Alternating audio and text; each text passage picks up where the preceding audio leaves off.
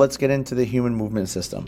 Now, the human movement system is basically it's a bunch of components that are put together and structures that work together so that we can get you to take a step forward, to jump up in the air, to basically do whatever kind of movement you're talking about. Now, again, we talked about it in the intro slide, but the nervous system, skeletal system, muscular system, they're all going to be what makes up the human movement system, and they all work together in a really efficient and effective manner if you train your body to be in that way. All right, so again, if you don't though, if it says, like it says here, if you have one component that doesn't function correctly, it's going to move down what we would call the kinetic chain, all right, or all those links that you would see on the right hand side.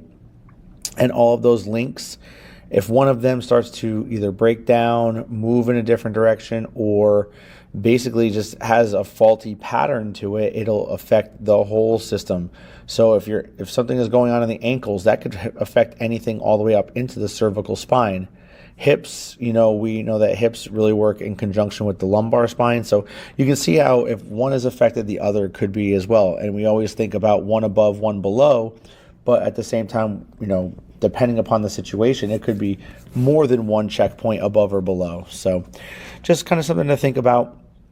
Basically, again, human movement system is all about efficient movement of everything working together. But if that kinetic chain is broken down, then, we're going to have to find a way to correct those imbalances and asymmetries so that we can get you to be functioning correctly. So the nervous system, again, all based off of nerves, those neurons that we would talk about. Like it says here, it's one of the main organ systems of the body. In the central nervous system, if we want to be more specific, we're talking about the brain and the spinal cord, whereas the peripheral nervous system, the PNS, that is your peripheral nerves. That's going to be what's more getting into the limbs outward, okay? So without neurons, we don't have that functioning of the nervous system. We don't have that ability to make basically an electrical current turn into a chemical signal to then create a firing of a muscle. All right, so it's very, very important. As we go through here, a couple of terms that we really want to pay attention to are these bottom ones down here, afferent or afferent and efferent or efferent. And both of those are very important because they are the specific signaling that occurs as we move through a specific muscle contraction, or just in general of the afferent information that that's basically processed. It's a sensory information. It could be just say that you take your finger, touch it down on an oven. When you do that, that basically creates a signal sent to the brain that, oh man, this is hot. The brain processes that through interneurons and the workings up there, and then basically sends an efferent signal to say, hey, you need to move your hand because you're going to get burnt, dummy. And then that's how it would basically work. You sense it, process it, sends a signal to do whatever movement or function that you're trying to do. And that's how that pathway kind of works. So that's part of that whole nervous system functioning. So here's your nerve, your neuron. All right. This is your true neuron. Make sure that you understand each component. You have your nucleus, and within that nucleus, or surrounding that nucleus, you do have the cell body, and that's that cell body is what has the attachments that come off of it, which we call dendrites. Dendrites meaning that they are the transfer connections between one neuron and another. Then you also will have a terminal point, which is your axon.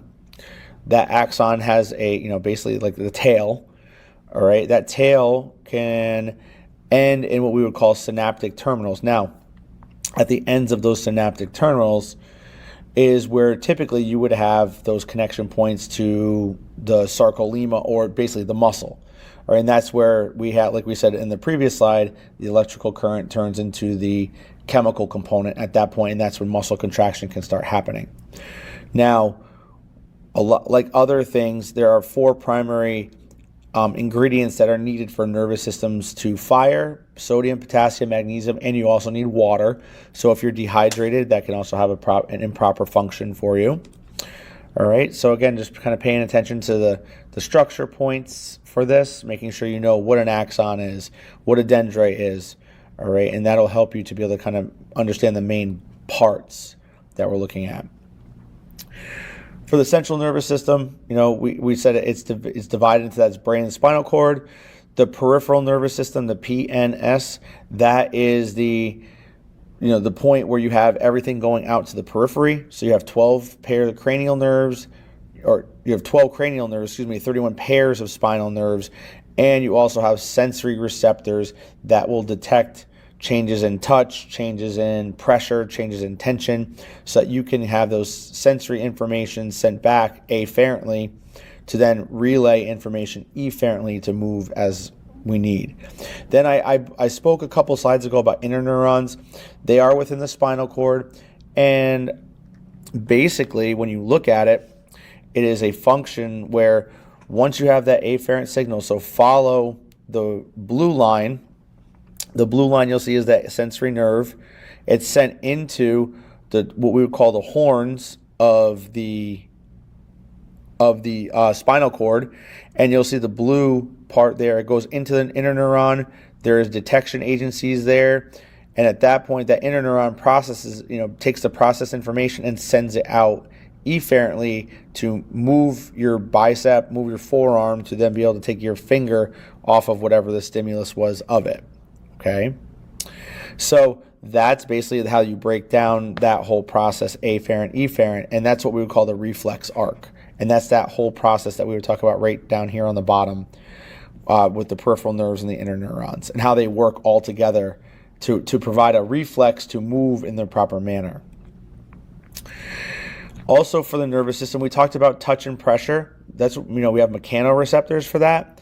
Now, mechanoreceptors are really big on, again, working with sensory nerves to be able to provide us with proper information to then either move correctly, react correctly, sit down, stand up, take a sip out of the water fountain, whatever it may be. Okay. Again, mechanical force, nociceptors, which are for pain. All right. Chemoreceptors, we're going to be talking more about smell and taste, and then photoreceptors for vision. So all of those there, again, working within our senses, and all of them have a specific receptor, that will be able to dictate what you sense to what you react to. So as you look at the central nervous system, and you see on the right there the complete breakdown, your true nervous system is broken down to central and peripheral nervous systems. The central nervous system is its own entity. The peripheral system, you can see here, it gets broken down into those sensory nerves we talked about, and also the motor neurons for movement. Now, movement-based, we have two types, somatic and autonomic. Autonomic, I'll start with that one first, even though it's the second one listed. Autonomic is going to be the one that is really automatic. You don't require, it's not voluntary, you don't tell it to. It just naturally does it on its own. But if you are stimulated in a certain way, whether relaxatively or excitedly, then basically you will end up with a change. Now, if you go down a little bit more onto the last two bullet points here, you'll see the autonomic nervous system is broken down into two other components there, which we call sympathetic and parasympathetic nervous systems. The sympathetic nervous system, it reacts more to the heightened state, more fight or flight, where parasympathetic works with, again, more relaxative portions of everything. On the inverse side of it, the somatic nervous system, we're talking here more about, the basics to our movement, our motor movement, right? How our nerves will provide that stimulus to move skeletal muscle because we tell it to. If you need to reach up in a cupboard and reach up and grab a can of green beans, then you have to be able to tell your body the proper mechanism to be able to do that. So you're not physically telling yourself, hey, now make sure you get up onto your tip. You're not doing it in that manner, but you understand that you have to be able, your body is telling you what you need to do, and your body is reacting in that way, but it has to be you that makes that conscious effort and movement.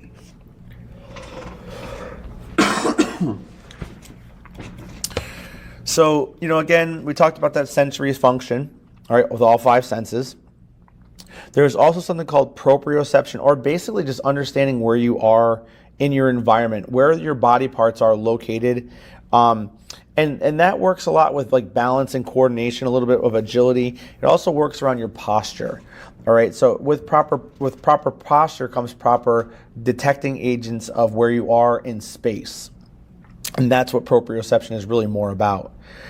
Also within your nervous system, you have what we call integrated functioning, and that's being able to basically take in information, analyze it, interpret it, and then send out the proper decision-making signal to then act accordingly. And that's really what it comes down to. All right, and then your motor function, again, is your true movement that we would talk about. So again, the sensory function, more afferent, proprioception, integrated functioning, that again, is again the afferent to the inner neuron, sensing, decision-making. All right, and then the motor function is more of your output or your efferent pathway. Okay, and that's really the main way that we go through each process.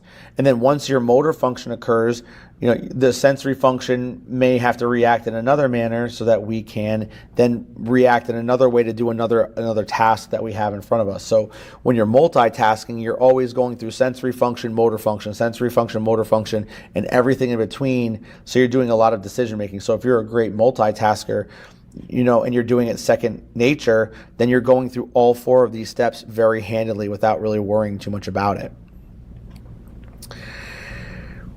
Definitely something that's going to be on your test, pay attention to it for sure, is the difference between what we call a muscle spindle and a Golgi tendon body or Golgi tendon organ.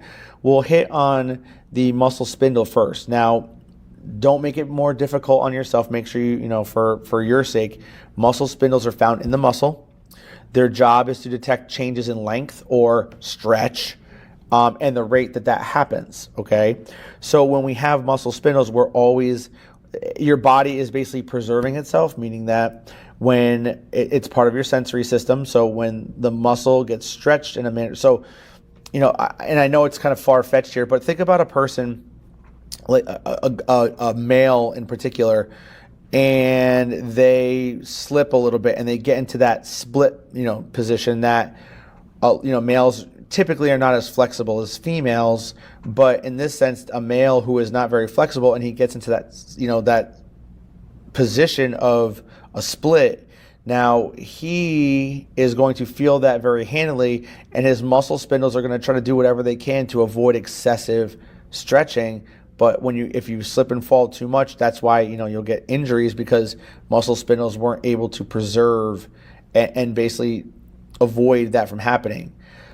Another way to kind of talk about a muscle spindle, and this goes along with what we call the stretch reflex.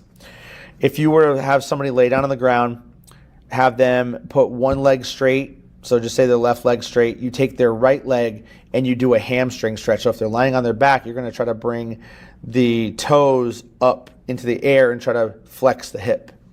Well, as you start going up into that stretch, when a person hits that kind of max limit for themselves, what you're going to feel, if you do it slow enough, is when you feel that end range of motion. Right when you hit that end range of motion for that person, you might feel the leg involuntarily kick back on you. And that's the muscle spindle basically engaging to say, I'm sensing I don't like this length. I've processed it already, and I've sent a signal to say, don't go anymore. So what you do, you go to that point, and then once it kicks back a little bit, you hold it right there, and you stretch a person. And what you can then tell them to do is, hey, I want you to contract, so push back against me. Then you let it down, relax for a second, then do it again. What you'll see is that the muscle spindle has been overpowered a little bit, and it's going to be able to release a little bit more tension, and you can stretch the person a little bit farther. Now, that is the true advent of your PNF, proprioceptive neuromuscular facilitation, and that's a different type of stretch that we can work with, and it helps with end range of motion. Very, very important for that. So again, we talked about the muscle spindle. Let's talk about the Golgi tendon organ, or the GTO. Now again, like the muscle spindle, very, very simplistic here. We are going to say that the Golgi tendon organ is found in the tendon, okay? Its job is really to be, it's very sensitive to tension and that rate of tension. So when we talk about, tension, we're talking about like if you have that issue where you're, feel like there's pressure being put down on a tendon, or there's a pull on that tendon, it'll feel that. And when it feels that, it'll end up having a reverse effect where it's going to try to stop you from going any farther than where you are. So if there's a lot of tension on that, that muscle that and then the Golgi tendon receptors sense that, they'll send out a signal to the brain saying, stop what you're doing. Another example of that would be is if you get down into a squat, all right, and you go to push up out of the squat. Well, you know that there's a lot of compression, there's a lot of tension being put onto the joint, in particular being put onto the skeletal muscle of the quads. So the body will shut you down if you're providing too much tension, because maybe you're trying to do a 1 rep max or something like that. So hopefully you have the pins set up in the rack so that all you do is just lower yourself back down to those pins and walk out without an injury, okay? Because again, you can overpower your muscle spindles and your Golgi tendon organs, but usually when you overpower them, it leads to injury on the back end of everything, okay? So the other thing too, a couple more, one more aspect here of mechanoreceptors. We're talking about joint receptors. You're talking about nerve endings that you find inside of the joint capsule. They're found all around, on the ligament components, on the capsules themselves, and they're basically reacting to differences in pressure. They're reacting to what we would say is acceleration, deceleration. So think about acceleration, trying to pop up the stairs. Just say you're going up to a second flight of, the second floor, and you're trying to pop up the flight of stairs 2 at a time. You're accelerating as you go up. So your joint receptors are sensing that, and they're like, we're good. All right, and then just think about the other way, going down the stairs. You're decelerating the whole time, because if you accelerated, you probably would go, head over heels on that one, and that wouldn't be a good thing. So deceleration is slowing the body down, okay? So that is where we want to make sure that we're always paying attention to that, because if you feel those sensations, we know that we got to shut it down. So as we go through, really the life course here, there always is this sense of development as we go from older to, younger to older, and then older to, older adult, and then into senior, because there is this development, and then there's this decline in development, or decline in general. So there's no more development at that point. So really, if we look at it, there's a couple of concepts here: neuroplasticity and neurocircuitry. Understand that neuroplasticity, and I'm sure you've probably heard this on commercials and things like that. What you're talking about with neuroplasticity is your brain is always changing and growing. And what you're doing is you're always forming or reformulating new pathways as you go through your lifespan. And what that means is that you can always, whenever we say we're always learning, well, this is one of those ways with neuroplasticity. As opposed to neurocircuitry, which is basically those neuron connections that we have. Those are those, the interconnections between the neurons and the brain and the spinal cord all in one. And that's those interconnections, the more we work with them, can be sped up or slowed down, depending upon what our lifestyle is, our dietary plans, things like that. Okay. Now, with physical activity in the nervous system, we would talk about what we would say here is the motor skills. Okay. There's specific movements to the coordinated effort of the sensory and motor subsystems. So basically your motor skills are through neuroplasticity, through neurocircuitry, we are able to sense things better and then be able to use the correct subsystems of our motor units to then be able to move in a better manner. So our motor skills will continue to develop and get better. So there is a 3-stage process, which we would call, stage 1, stage 2, stage 3, cognitive, associative, autonomous. So again, with the cognitive part, that's the learning part, that's the education part, that's the brain part. We're trying to create new strategies. At that point there, after stage 1, if you're starting to get better at something, the associative part is now the understanding of it. There's a slight refinement. There's better strategies, and there's less error. There's more error detection and more and usually typically less error that is made. Okay. So, and then stage 3 is autonomous, where basically the skill has been mastered.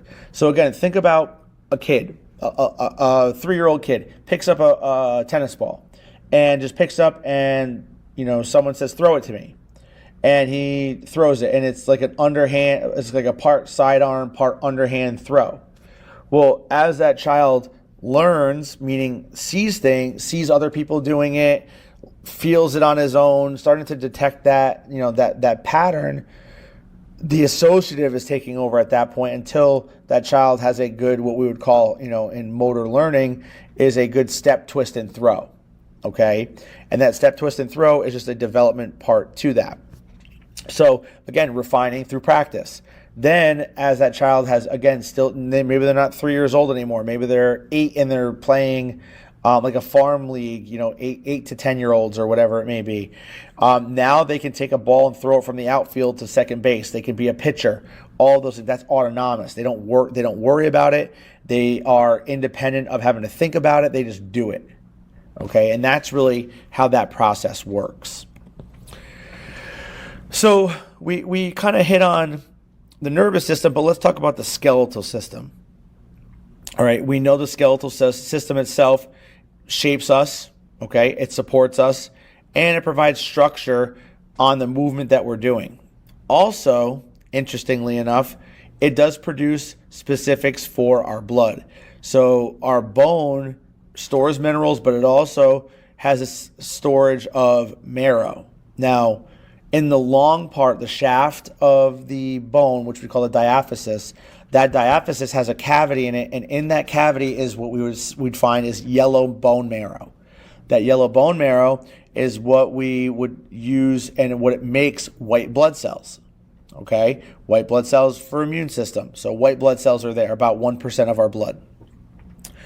On the ends of our bone, in the epiphysis, the mesh-like area, the ends of the bone, there we would make we have red marrow, and red marrow actually makes red blood cells, so we can make red blood cells in that area. So not just not mineral store, not just a structural component, it really does help with red and white blood cells and keeping that count up and accurate so we can stay healthy.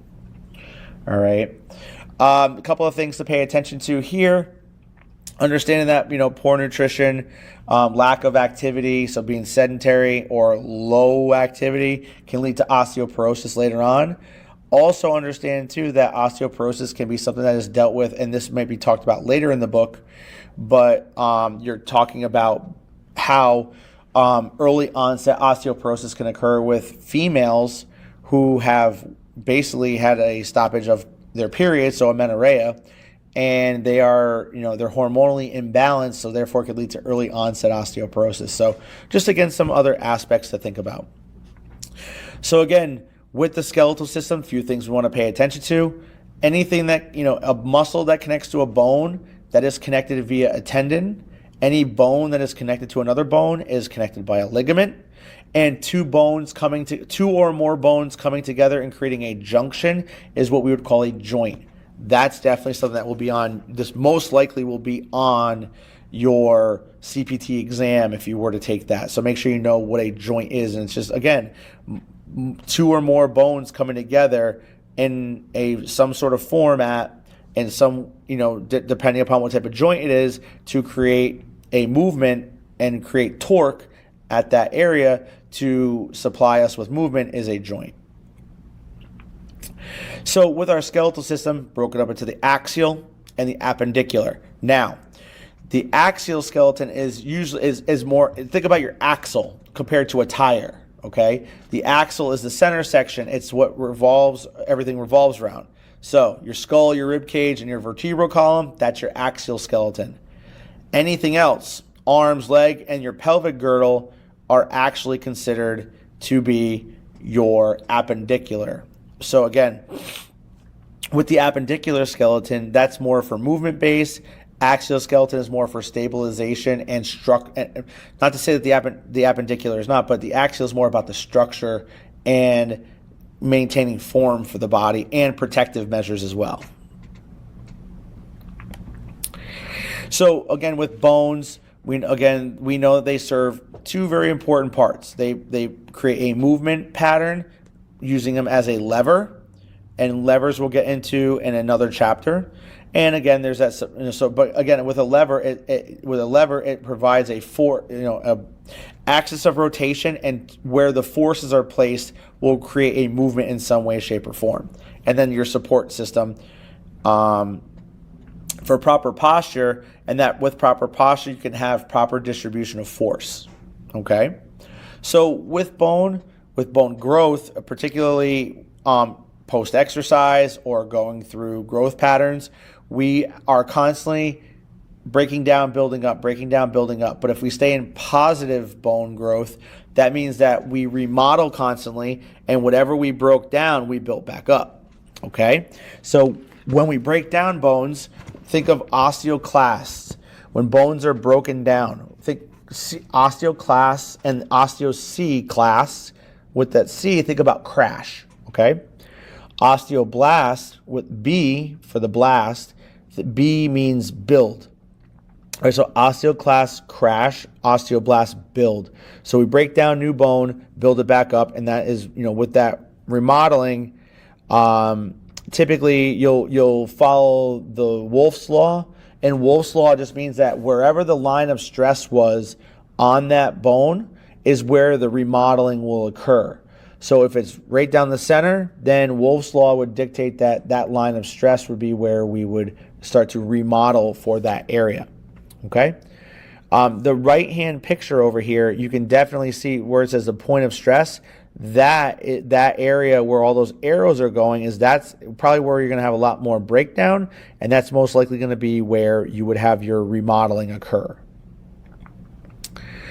Now, there are different types of bones. We're going to go through each one of them, but long, short, flat, irregular, and sesamoid.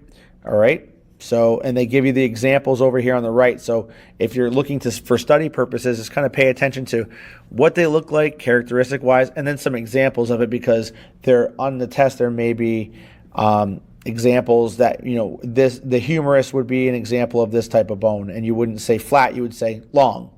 Okay.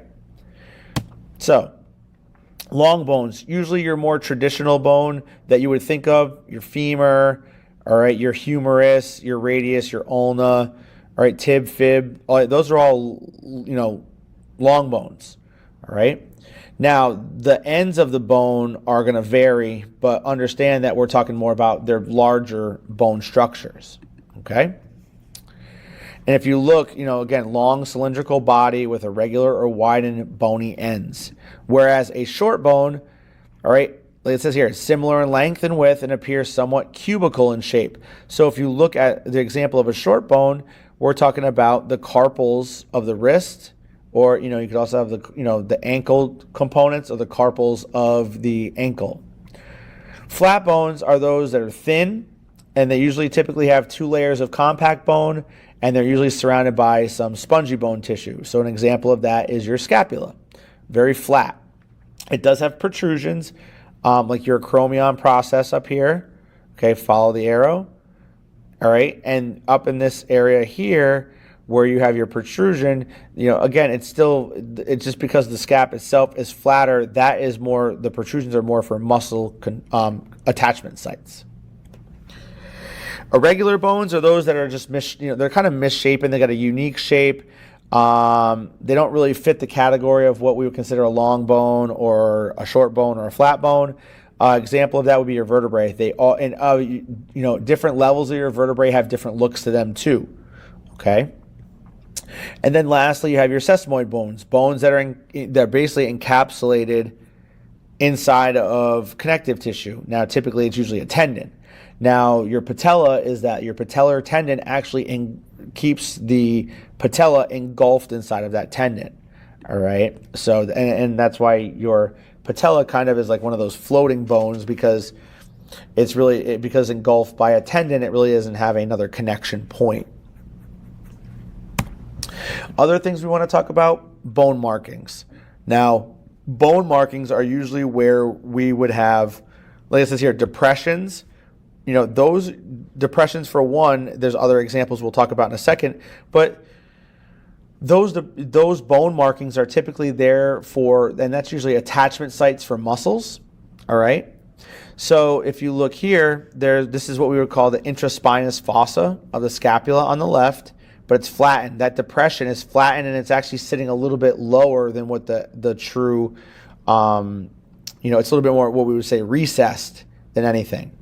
Another one would be the intertubercle solstice of the humerus. There's a depression right down through the center here. Again, more markings for understanding a solstice meaning a depression, a dip. Okay, kind of like in your brain, you have the divots in your brain. It's the same premise. Then on the left side here, you'll see here that we have what we call a spinal process or a spinous process of your vertebrae. It's what sticks out in the back, and that's again for muscle attachment. You notice here in your knee, on the anterior side of your knee, we have what we call condyles of the femur. Again, contact points for muscle. And then you have epicondyles like you would find in your humerus or basically surrounding your elbow joint. And that, again, attachment sites for those regions as well. So processes, condyles, epicondyles. We also go into what we call tubercles. Now, tubercle is basically a bump that you would have, and one example of a bump that you would have is the end of your humerus. That bump that kind of protrudes off the top part of your humerus. Again, another muscle attachment site. And then lastly, your trochanter.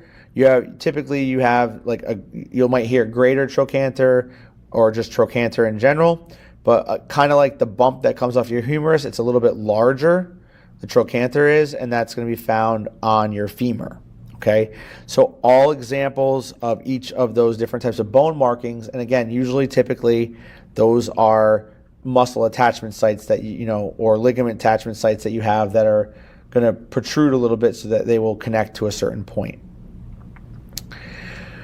Moving through, going to our vertebral column, the rule of thumb here, and I'm not sure if it's, nope, it wasn't there.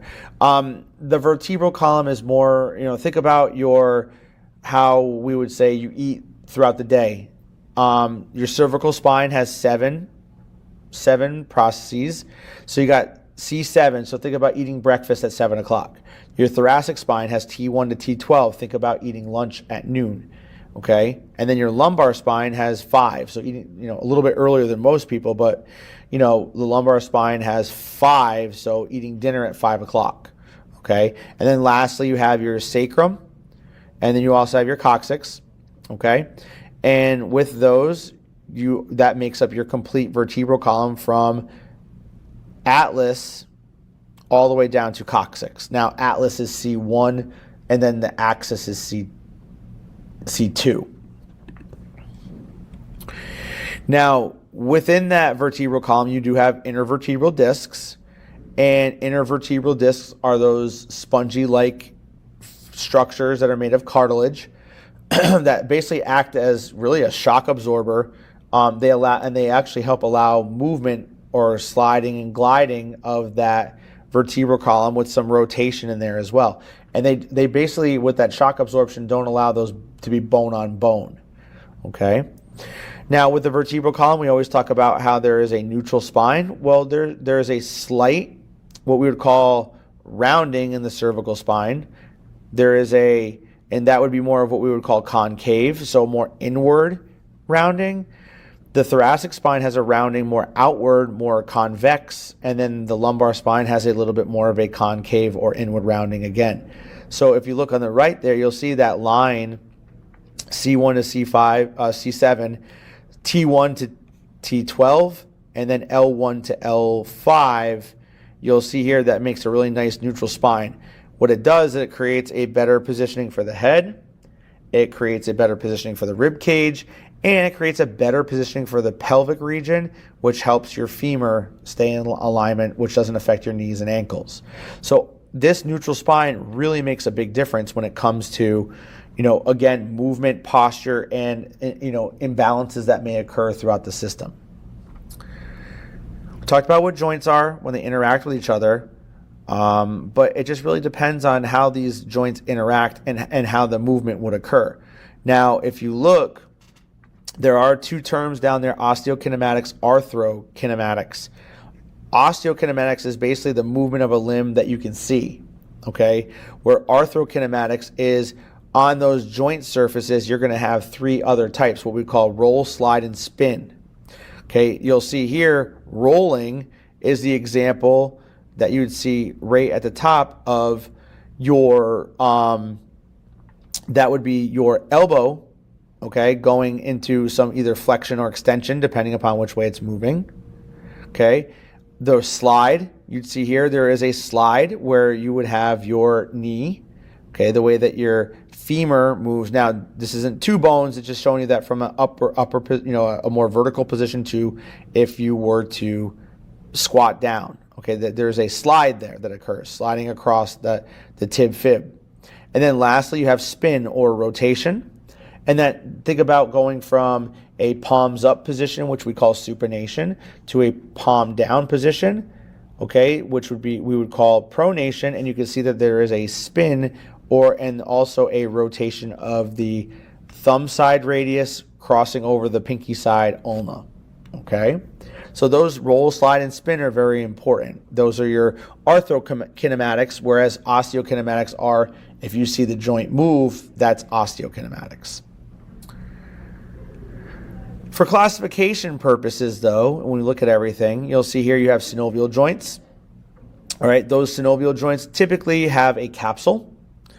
Like it says here, 80% of those joints in the body, do have the greatest range of motion that's out there. And typically, like I said before, it has a capsule. Within that capsule, you also have a membrane. You have cartilage padding. You also have what we would call synovial fluid that's also in there as well. Think of synovial fluid as oil in your engine, where it's not allowing for excessive wear. It actually provides an ability to have more nutrients so that everything stays healthy. Okay? So when we look at everything, we have, they do have some classifications down here, gliding and condyloid. Those are two of the ways that we would work. Now, carpals, so in your wrist in particular, they do what we would call glide. They move, we call that translation. They go back and forth over each other. They kind of, if you think about gliding, think about, curling. If you know what curling is, the sport of curling, when you throw the, I don't remember the name of the device, but you throw the piece down the ice and it's sliding across the ice. Well, that's gliding. But you think about it, if you had another one of those devices and one was on top, one was on bottom, and they were passing each other, that would be your glide. Whereas condyloid joints, more of your metacarpals, and those are more like in your finger, are going to be providing you with that bending motion. Okay, but that's what they're classified as, condyloid joints. Your hinge joint is going to be kind of like your elbow or your knee. Okay. So that, but they give you the example of the elbow on the bottom, and then saddle joint is really your thumb. Okay.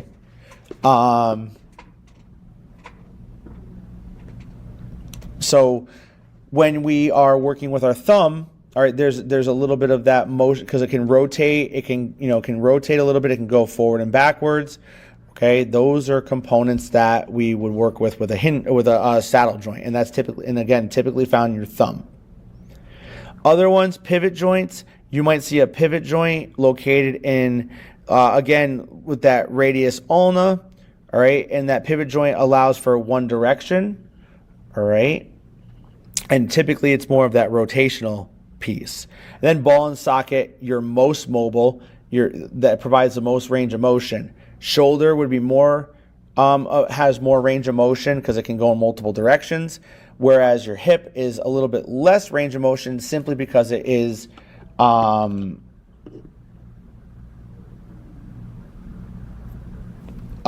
it basically will have more musculature that gets in the way. So, that's what we're working on there. Also going through, we have non-synovial joints. So although they do have connection pieces like the sutures of your skull, they do not allow, or they lack movement. So they have little to no movement. They're more for stability. Okay. Now, if you think about it though, in your skull, that those sutures that are in your skull, although they are pretty fixed, they can allow for some expansion. Okay, so although it's not really warranted that we want that to happen, it can happen for that purpose. Okay, so what are we looking at? Well, what's the function of a joint? Well, we want to obviously allow it for movement. That's the bottom line for us in particular with exercise. We want to make sure that there's stability. So we want to make sure there's an optimal level of mobility or movement, and we want to make sure that there's an optimal level of stability. Too stable, that could cause problems with movement. Too mobile, that can make you too lax, and that basically creates an issue where, we are ultimately, working on, being hypermobile, where you have to be able to put some strength in there and you have to be able to put some stability in there so that you don't end up causing too much stress on the joint because you're too mobile. Okay, so making sure that we know that with proper mobility and stability, we can be a better mover. We talked about ligaments before, but understand that ligaments are a little bit different with their connective tissue base. They do have collagen in them and they do have elastin in them. But skin has elastin in it too. Tendons do have that as well. Collagen, though, it's what makes it up. That's what makes it strong. All right. And then the elastin is what will help it be able to be a little bit more stretch-like. All right. So that's one of the reasons. If you see there, the bottom bullet, though, is very important. Not all ligaments have the same elastin mounts. So that's why you like things like your ACL, MCL, PCL, and LCL, MCL, ACL, PCL, your 4 ligaments of your knee. Have to remember all the letters.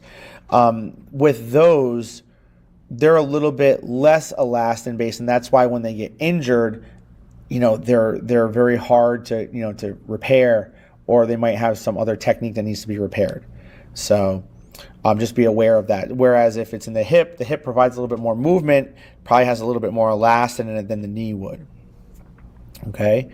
So as we go through the lifespan of everything here, you will notice that, the growth plate is going to be the dictating point. And if you see where all those blue lines are on the right-hand side, those blue lines are really important to understand, because what you're looking at there is those ends of those bones that will provide the growth. And that's typically, it's not exactly where, but usually it's where the epiphysis meets.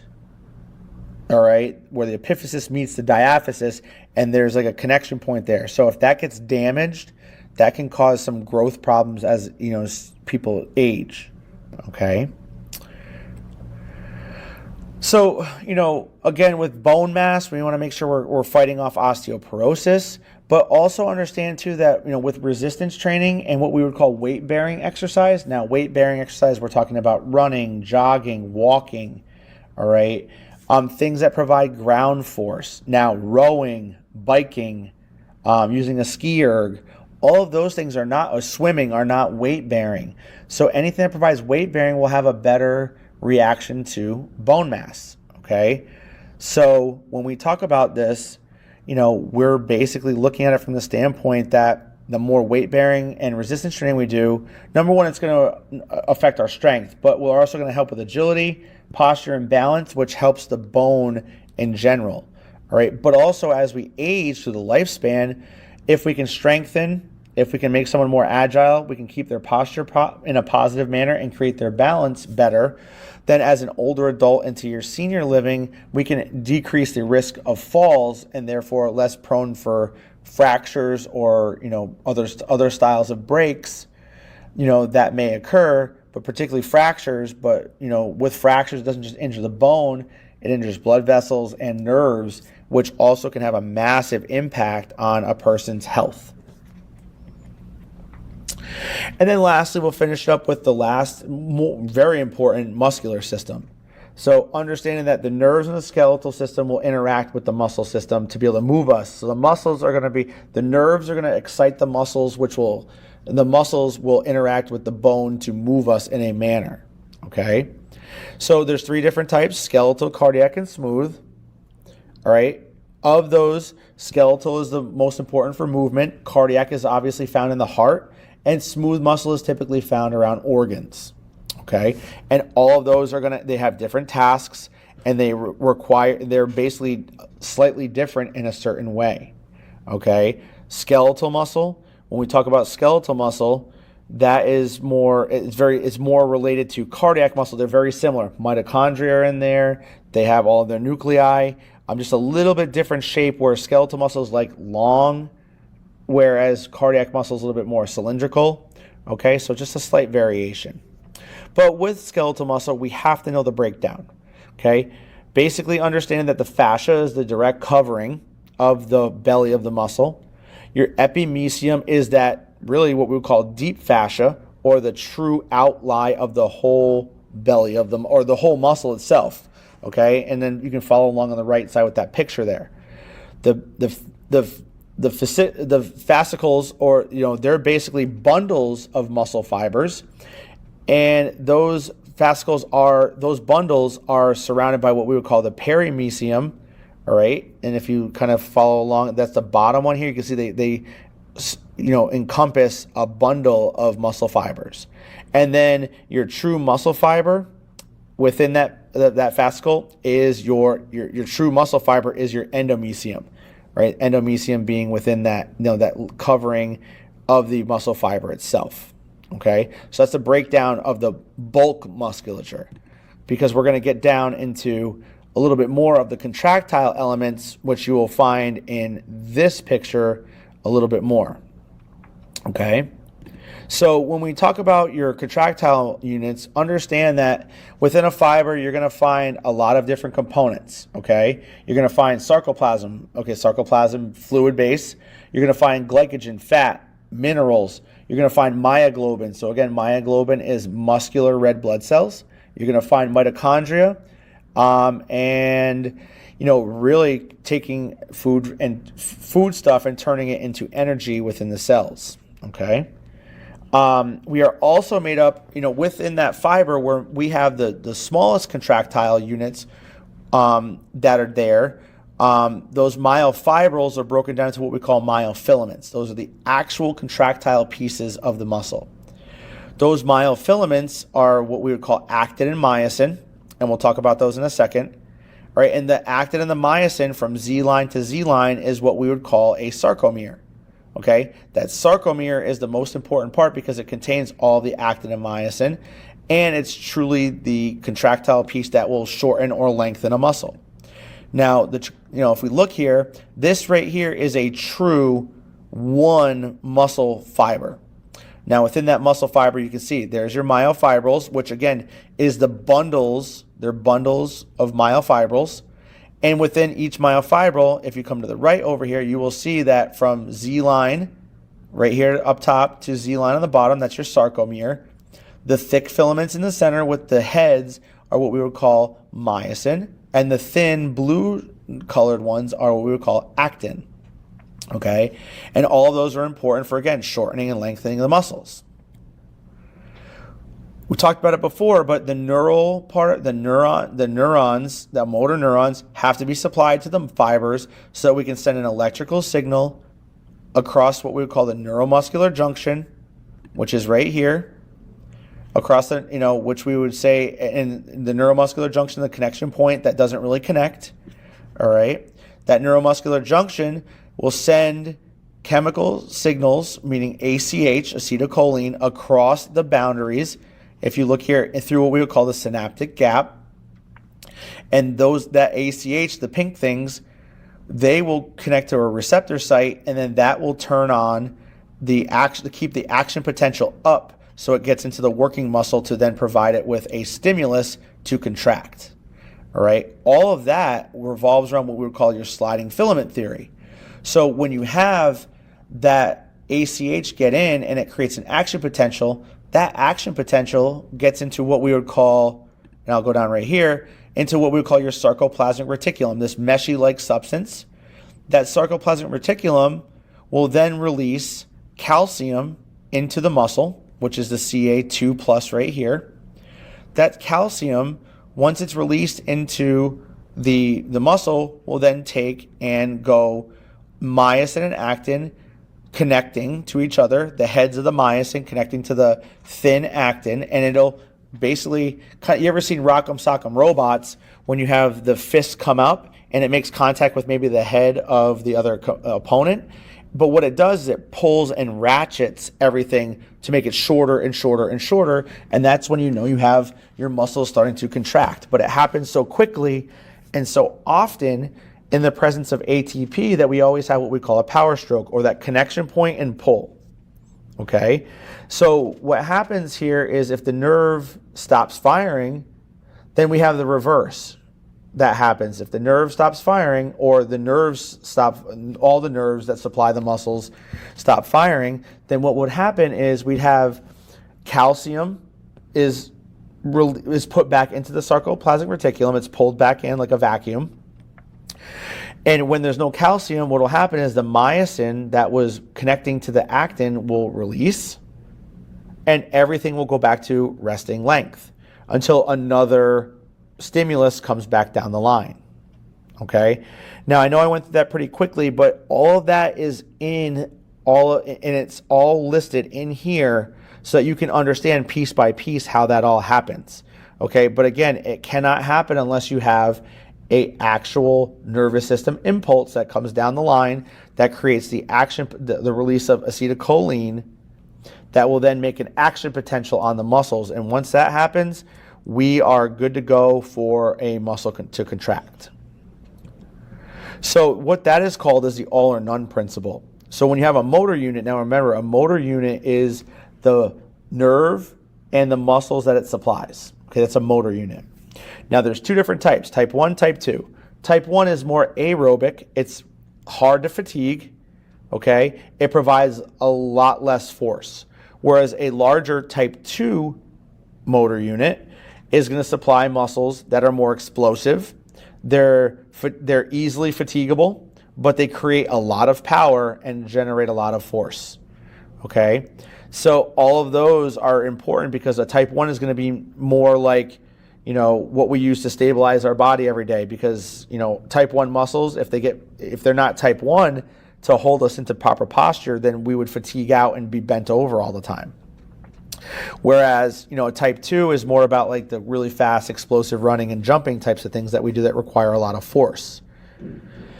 So what I was talking about before was the all or none principle. So if a nerve sends a signal down the line, then what that means is that if that nerve signal is sent, unless there is damage to the nerve, that will send out and it'll create all or none. If a nerve sends a signal and an impulse, it will create a muscular contraction. It'll maximally do it. It's not a partial. You don't get a little bit of it. It's no, that whole nerve fires and it gives you whatever it gave you, whatever power was in that electrical current. All right, and that's the part of the all or none principle, where if a nerve's sent, you're going to have some movement, and even if it's voluntary or involuntary. So again, motor units are type 1, type 2, but understand that motor units that are type 1 have muscle fiber, type 1 muscle fibers, whereas type 2 motor units will have type 2 muscle fibers. Now again, depending, and if you look here, the characteristics will help you, but understand type 1 is what we would call more aerobic. They're typically, like it says here, they have more capillaries, mitochondria, and myoglobin. So if you think about dark meat of a chicken, that would mean that there's more capillary beds in there, which means that meat is more type 1. It's more red. Whereas type 2 is more, it has fewer capillaries, and because of that, that's usually like your breast meat, your white meat. So that's more type 2. Now, type 2 is broken up into type 2A and type 2X, but there's also other ones, but those are the major ones. Type 2X, and the X doesn't mean that, but X really means explosive. It's your true, hard, forceful muscle fiber, where type 2A is more of a hybrid. It's still very, very strong, very powerful in their approach, but they're a hybrid, so they're a little bit less fatiguing. I mean, they won't fatigue out as fast, but they still have a lot of power to them. Okay. Now, depending upon who you are, all right, genetics will make that up. You know, if you come from if both your parents played basketball, you know, you might be more type 2 muscle fiber oriented. So genetics will play a part in that. And then the function of it, again, type 1 is more aerobic, more endurance-based, whereas type 2 is more powerful, more forceful, okay? So the function will, dictate what you can do for your movements. So type 1, slow twitch, type 2, fast twitch. And then lastly, just understand that over the course of our lifespan, we grow, okay? We eventually hit what we would call peak mass, peak power, all right? And we also hit a peak strength cycle, and that's usually anywhere between 20 and 30 years old. Now, there are subtle changes that happen from 30 to 50, all right? It says here, you also, after the age 50, start losing about 1 to 2% of your muscle mass per year.